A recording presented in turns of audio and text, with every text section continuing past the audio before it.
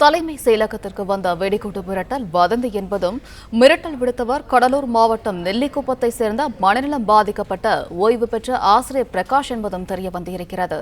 கூடுதல் விவரங்களை செய்தியாளர் சரவணகுமார் வழங்க கேட்கலாம். சரவணகுமார், விவரம் என்ன சரவணகுமார்?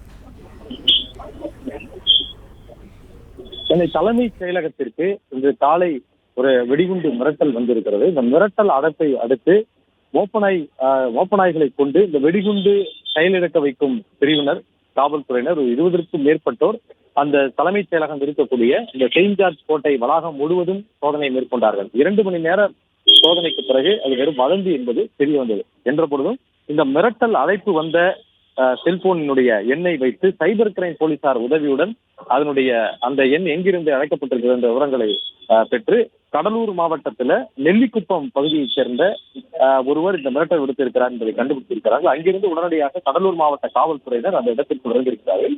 நேரில் சென்று விசாரணை நடத்தியதில் அவர் ஓய்வு பெற்ற ஆசிரியர் பிரகாஷ் என்பதும் இவர் மனநல சிகிச்சை மேற்கொண்டு வந்தவர் என்பதும் முதற்கட்ட விசாரணையில் தெரிய வந்திருப்பதாக காவல்துறையினர் கூறுகின்றனர்.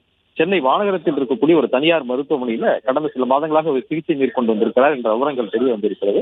தொடர்ந்து அவரிடம் விசாரணை நடத்தப்பட்டு வருகிறது. அதற்கான மருத்துவ சிகிச்சை மேற்கொண்டிருந்தால் அதற்கான ஆவணங்களை பெற்று காவல்துறையினர் அவருடைய குடும்பத்தினரிடமும் விசாரணை மேற்கொண்டு வருகின்றனர்.